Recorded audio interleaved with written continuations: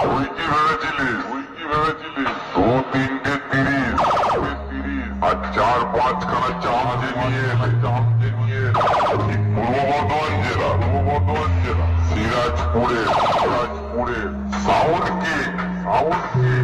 ভয় পেয়ে যাবে